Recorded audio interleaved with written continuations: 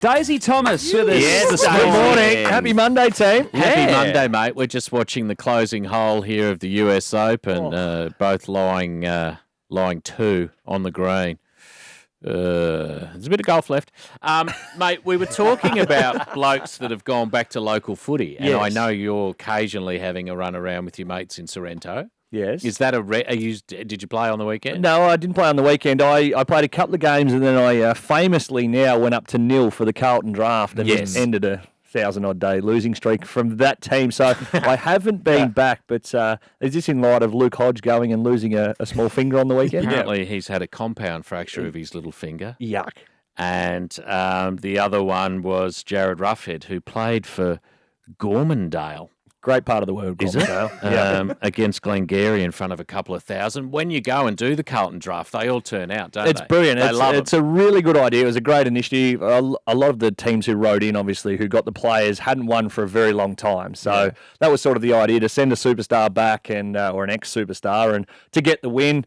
I think Shawnee Burgoyne and I are the only ones who actually got the W so far. I think Nate Jones is still to play. So Oh, okay. So he's having a run around. yes. I was saying that up in Monbulk, Daniel Ward used to run around up there as a Okay. player coach. Yes. He was just a step above. Do you I know think what I mean? Damien Cupido kicked 17 goals the other week. Oh, Yeah, Jesus. just rolling around at full forward there. I saw Damien Monkhorst and his son in a final at Warrialec. Yes. He was playing coach, and his 18-year-old boy was in the team. From memory, they lost that grand final by 9 points. Not ideal for them. The nil team I played for, there was 3 brothers in the one side and Unreal. a father and a son, a 16-year-old kid and his old boy. So my God. it was all time. It gets pretty primal, doesn't it? Well, and that's, when you're battling for numbers in a small country town. Yeah. Everyone's got to play. Yep, the brother, you're in. And Yep. if you're 15 and you're We'd- 60 kilos, and in you go. in you go. Yeah. Well, in his Hall of Fame speech, Boomer Harvey was saying how there was a game where he played with his brother and his son.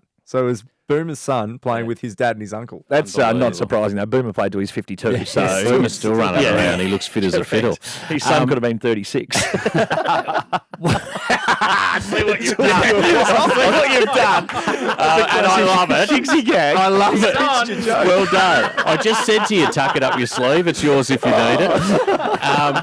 Are you a fan of the 3-round bye system that's currently going on? I absolutely despise it. It slows everything down, doesn't it? It slows everything down. Yes, we've had some good games of footy, and I think the AFL's holding their hat on that, or hanging their hat on that, I should say.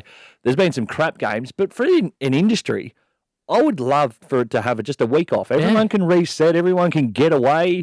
We don't need to be talking about everything. Maybe we could, sneak away to Bali or something. It's just something fun and just nice low key break. Well, on that, what do you think of Jordan De Goey? What's he done? well, unfortunately, he seems like he's bunged a big night on the booze out, and there's been a couple of unfortunate clips released from that night. It looks like there's an allegation around him attempting to pull a young lady's top across.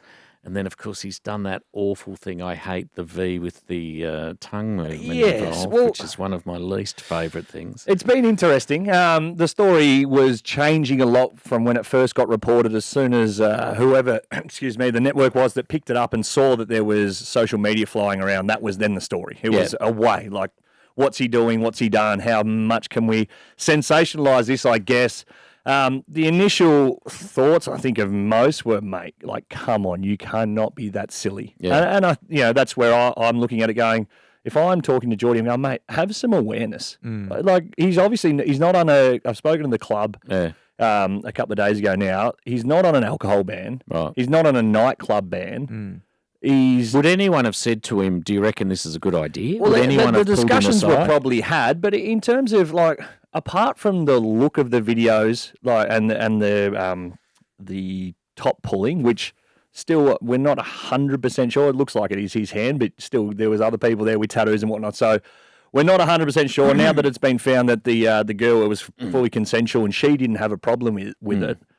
Apart from the look of it all, the argument now is, well, what has he actually done wrong? Apart from being a bit of a dill and should be more self-aware of what's going on, not having his friends or the people he's with filming him, He's gone out. He's had a good time. He hasn't hurt anyone per se. I agree with you, but I think part of the issue is what could go wrong for this bloke as well. But that's the clubs put their trust in him to go away after what's been a massive 6 months for him, let's say. You know, he's come back, he's played some good footy, but the allegations of what's happened in New York, anyone who's gone through anything that's rather serious in your life, and not down that path, but just anything that consumes you and consumes your day-to-day life, and that's played out in the public forum, you need at some point to get away and just try and clear your head. He's come straight from that, gone into a professional environment, which is week in, week out. We know the scrutiny that he's under, so he wouldn't be able to go out, on a weekend and have a couple of pots with his mates like the rest of us would to unwind. So he's obviously gone, I'm going to go to Bali.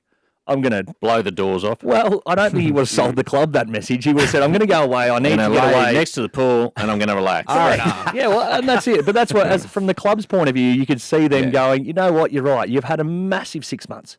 Just behave yourself, Let Jordan. the kid go away. We're going to put some faith in you. You behave yourself. Yeah. And then they'd be sitting there going, crikey, we did not need this. Because everyone else who's on their break now, that's all, the phones would have been ringing. Plus, it's 2 pages of front pages. It's 2 days you of front just page. don't need it. So that's the unfortunate part, because I think he's well within his rights and entitled to go away and have himself a good time. Just be smart in the manner you do it. The buys are over. Thank God.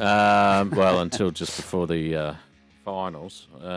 Richmond, Carlton, it sort of wasn't exactly what we all hoped it would be. No, it was a good game of footy. Richmond were doing their best to keep in touch with the 8. I think they might still be in the 8th as it, or maybe thereabouts, equal on points now. They are 6th currently. 6th. Well, there you go. They're in the 8. So the Blues had a chance, if they won that one, to be level top percentage off first. Yeah.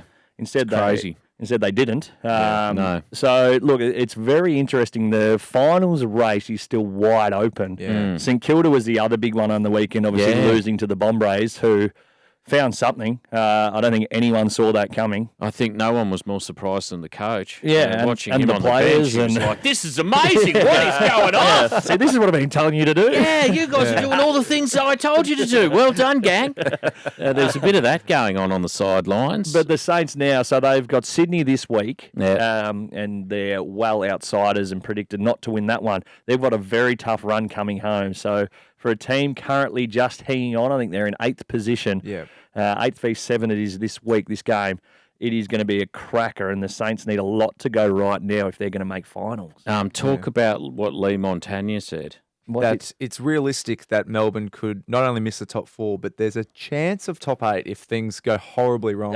He didn't say it was going to happen. Joseph. He raised the point because they've got the Lions twice, Freo at home, at Freo's home, Geelong down there, Collingwood and Carlton. If everyone gets done drug cheating, I think West Coast could make finals, which I know it's a long bow, but Mathematically, North could probably still make the 8. I understand the idea and what Joey's doing. However, I think Melbourne just really steady the ship. It might not be this week, to his point, but you just can't see them being. We don't need to get caught up in the small-term trends. We need to understand that Melbourne have been the best team now for a very long time. Yeah. Yes, they might have had a flat spot, but you never know what's going on behind closed doors. I know the Geelong boys, Joel Selwood, said they're going through a heavy training block at the minute. Right. So you do these things like in-season training blocks, which as a player sucks. Exhaust you. You're absolutely knackered. You come to game day, you don't feel as cherry ripe or as fit as you probably should. You're not running on top of the ground. And you drop games, and I'm sure Melbourne weren't planning on dropping some of the games they have, but there's sometimes other reasons behind it rather than just, we're out of form. North in the big one, Sunday, 10 past 1 Got against the win Adelaide. on the weekend, though. That was a good result. North. Yeah. Poolside Everyone who's in win. the car going, they played the bye. North Adelaide one to look forward to. Collingwood GWS. Well, that again, though, that's an interesting game. The Pies sniffing around that 8 mark, GWS. What happens with Geordie De Goey? It's been an absolute circus. It will be. There'll be cameras there again. And these are the things that I guess people don't forget about, but it's the overall accumulation of annoyance that comes with a bugger up. Not just for the player, but now Craig McRae, the leadership group. you know what you're getting. Like, you rock up to the club today, there's going to be cameras, so you've got to go Sunday night, find a good kit, something that makes you look cool. Yeah, exactly. On sunnies, a Safari beanie hat. suit, perhaps. You know the drill. So there's all these factors that people don't take into consideration. Carlton Freo will be a belter. Well, again, so last time they played, Carlton got the job done against Fremantle over there. In the wet. In the wet. No, that was Collingwood beat them over there in the wet. So, yeah, Carlton, I don't know. I think you're right. But the entire top 8 all play each other. I said that this with weekend. such conviction. You did. And then you just shot me down. Get Googling. I'm fine. We love they went over Googling and they in won, here. did It they was not? round 6, you're right. Yeah, there you go. So I'll stand as I was. And Geelong Richmond will be a belter as well. Yeah, so again, a really good round of footy considering we've come off the bye. It's as a we've great spoken about, round. and Fremantle Did they? beat them, yeah. so I stand corrected. Google is not your friend. It's a good round of footy, so it's good to see after the. And I understand that if you have the bye and you spread it out, there are going to be 2 or 3 good games and it's a couple of ones because it just can't work out. They're all being good games. Where But, do you stand on Tassie? I like Tassie as a place. What do you think? 19 teams.